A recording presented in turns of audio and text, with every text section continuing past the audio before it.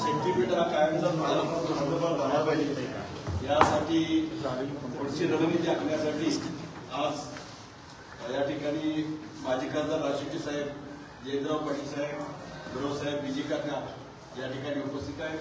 आपण सर्व पत्रकार बांधव, इलेक्ट्रॉनिक्स मीडिया असेल, प्रिंट मीडिया असेल, आपण वेळेत उपस्थित राहिला आणि आपण आपल्या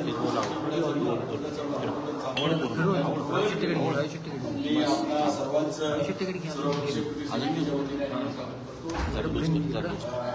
सेंटर घेतो आवड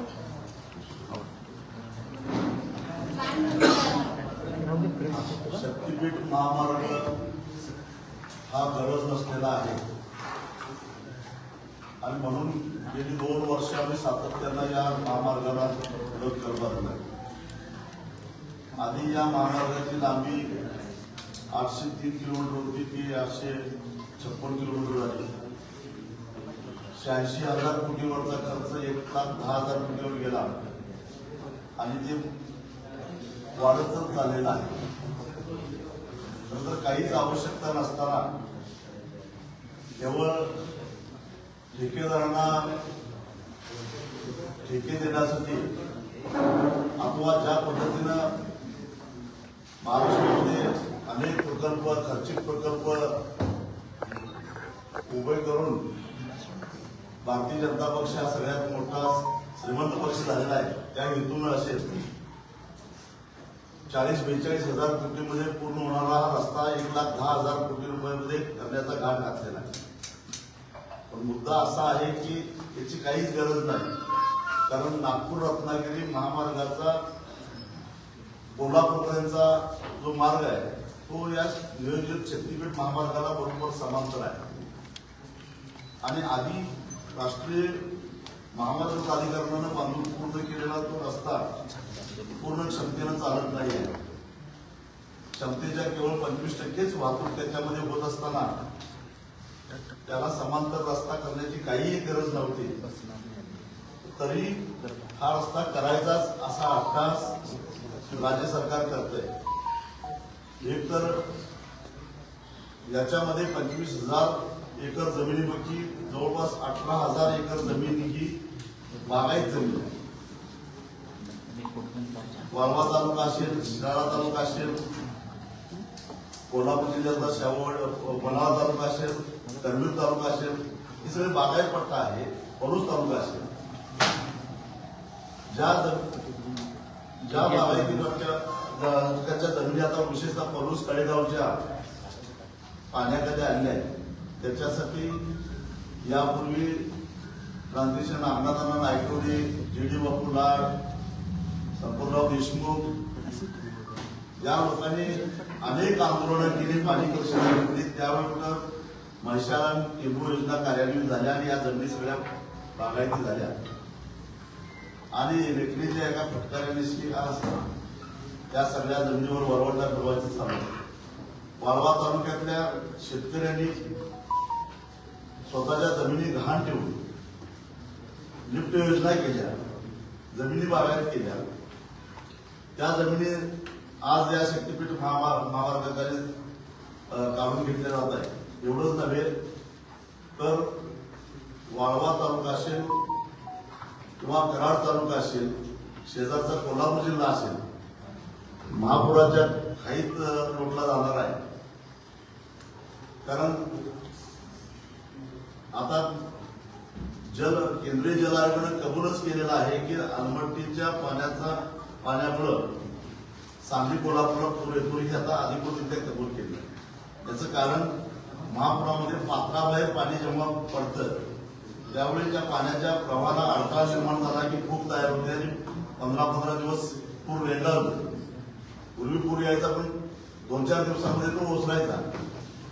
आज शक्तीपीठ महामार्गाच्या माध्यमातून मोठा भराव निर्माण झाला तर कराड शहराला जो पूर्वी सांगली शहराला धोका होता तो आता कराड शहराला, त्याचबरोबर वाळवा तालुक्यातील अनेक गावं, फार अगदी सांगली कोल्हापूर जिल्ह्यातील कोकरूडपर्यंत, शाहूवाडीपर्यंत, मलकापूरपर्यंत आणि इकडे सांगली जिल्ह्यातील कोकरूडपर्यंत त्याचा परिणाम दिसणार आहे.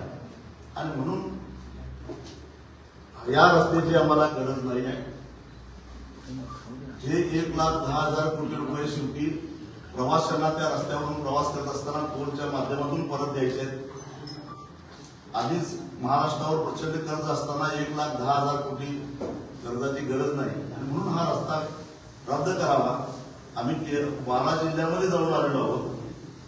16 तारखेला आमचे परभणीला मोर्चा आहे, 17ला हिंगोलीला आहे.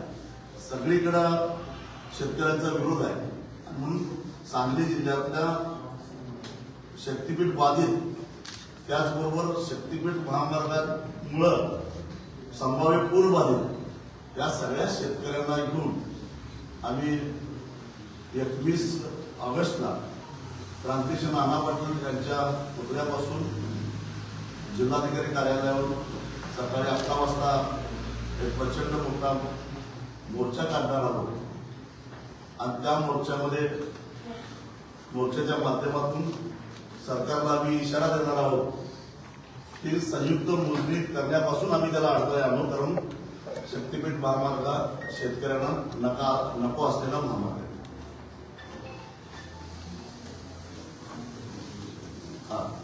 21 ऑगस्ट वेळ सकाळी 11 वाजता. क्रांतिसिंह नाना पाटलांचा पुतळा ते जिल्हाधिकारी कार्यालय.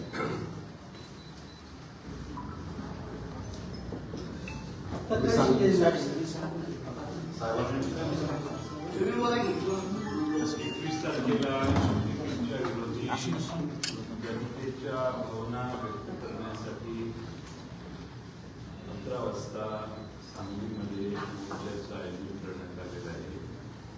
या ठिकाणी माननीय राजू शेट्टी साहेब आहेत, काँग्रेस गुरु आहेत, जी पाटील साहेब आहेत. त्याचबरोबर या पत्रकार परिषदेत विश्वजित कदम हे देखील उपस्थित राहणार, काही कारणाने उपस्थित राहू नाही. तेही त्या दिवशी मोर्चा घेतील. खासदार विशाल पाटील यांच्याशी राजू शेट्टी साहेब साधलेला आहे. त्यामुळं या जिल्ह्यामध्ये शक्तीपीठ महामार्गाची आवश्यकता नाही आणि तो महामार्ग पुणे अशासाठी यापूर्वी अनेक ठिकाणी सभा झाले, मोर्चे झाले, आंदोलन झाले. काही दिवसापूर्वी पंढरपूरला एक सभा आणि मोर्चा झाला.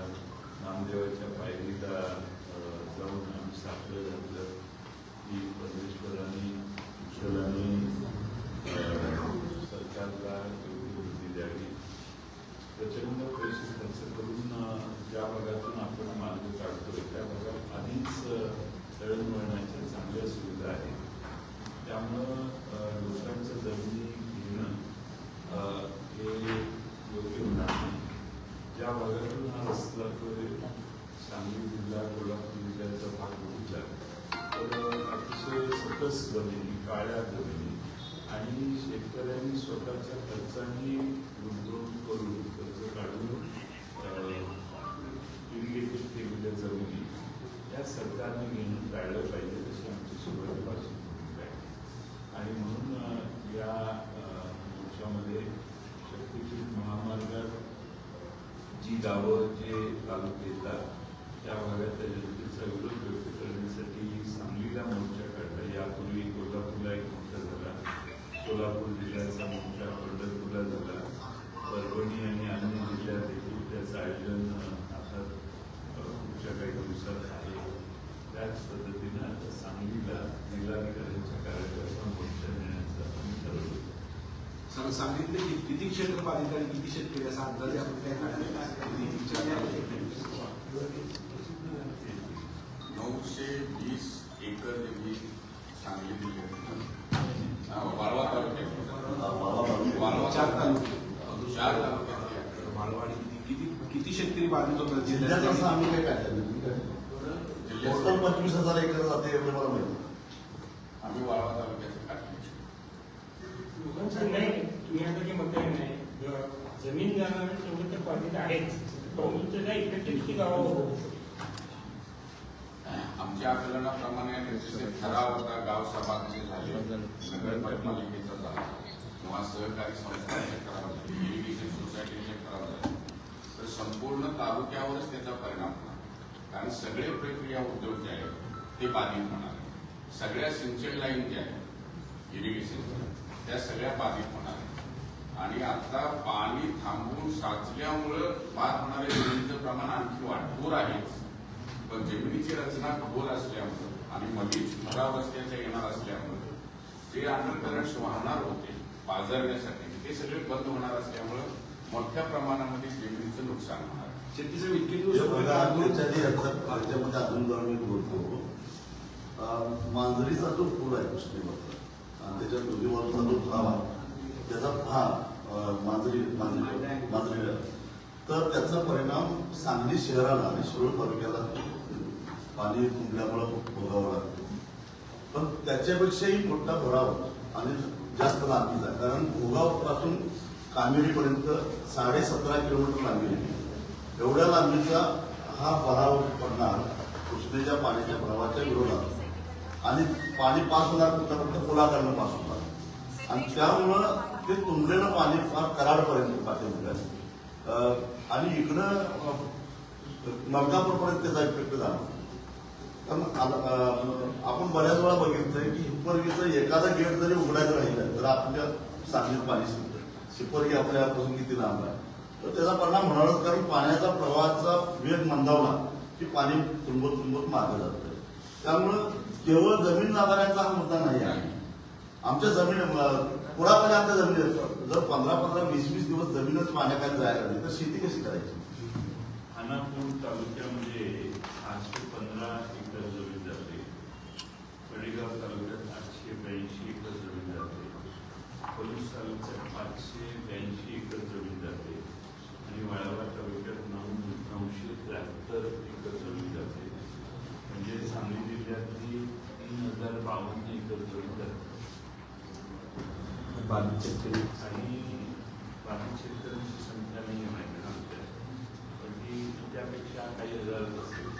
फक्त जमीन जाते, जाणाऱ्यांचं नुकसान नाही.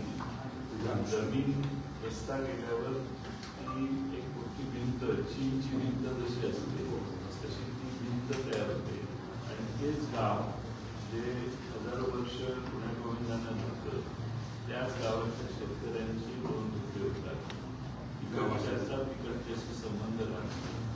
शेती इकडं निम्मी आणि तिकडं निम्मी असेल तर करणं अशक्य होतं, परवडत नाही.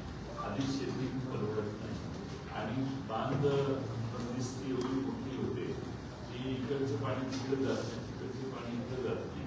पाण्याचे प्रवाह रोखले जातात आणि नैसर्गिक नाले आणि नद्याला जे पाणी जातं वाहून प्रचंड पाऊस होतो आपल्या सगळ्यांना माहिती आहे. तर ते पाणी नाही गेलं तर नवे संकट त्या छोट्याशा गावात निर्माण ते तुम्ही आता इतके दिवस आंदोलन लोकपट करता आणि सगळ्या महाराष्ट्रात तर मुख्यमंत्र्यांनी किंवा शासनानं तुमच्यावर काय चर्चा केली याच्यावर? नेमकं काय चाललं? इतक्या दिवसातून तुम्ही आंदोलन करता, पंढरपूर पासून आणि विदर्भापासून इकडे आंदोलन होते. तर शासनानं काही चर्चा केली आहे तुमच्याशी शिष्टमंडळाची किंवा काय? विधिमंडळातच चर्चा झालेली आहे, त्याच्या व्यतिरिक्त काही चर्चा झालेली नाही. शिष्टमंडळामध्ये नाही त्यांना असं वाटत नाही की चर्चा करावी, पण आमच्या बरोबर राहू दे, शेतकऱ्यांच्या बरोबर तरी करायला पाहिजे. म्हणजे शेतकऱ्यांचे प्रतिनिधी नाही. बाधित शेतकऱ्यांच्यावर तर चर्चा केली का? नाही केलं त्यांनी. उलट मुख्यमंत्री एकदा विधानसभेत असं मला वाटतं परिषदेत असं बोलले की आझाद मैदानावर तुम्ही जेवढे लोक आणले होते त्याच्या दुप्पट आम्ही रस्ता करा म्हणून सांगायला आला. असं अशा प्रकारची भाषा त्यांची आहे.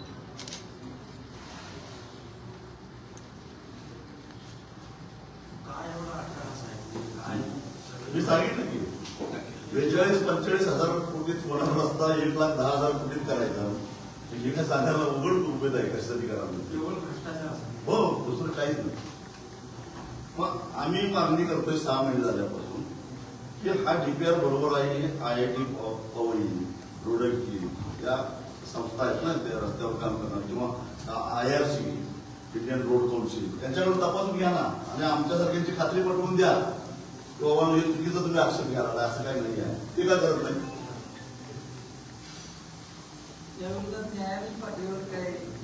नाही, आम्ही रस्त्यावरची लढाई लढणार नाही. हे व्यवस्थेवर माझा तरी फारसा विश्वास नाही.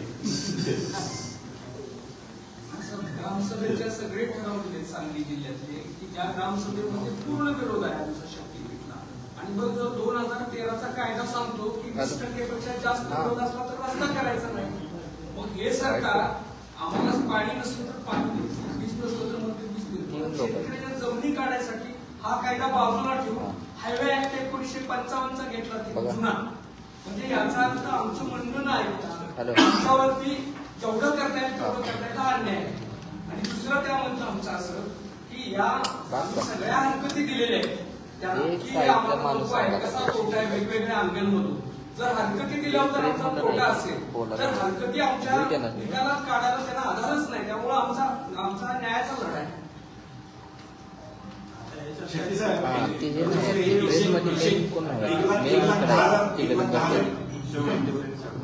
पत्रकार हो कार्यकर्ते ते आमचे 40 जणांच्या पुढे आलेले कार्यकर्ते आता सरकारने दखल घेतलेली दिसते.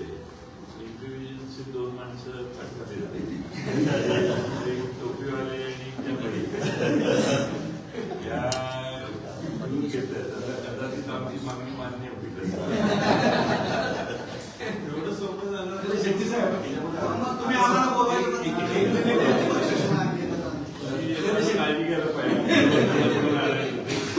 आम्ही आलेच नाही. शेट्टी साहेब, आता जी आता संपूर्ण देशामध्ये आंदोलन होतं, आता महाराष्ट्रात पण आंदोलन होतं. ज्यांची जी मागणी आहे की शिक्षण व्यवस्था स्वस्त व्हायला पाहिजे.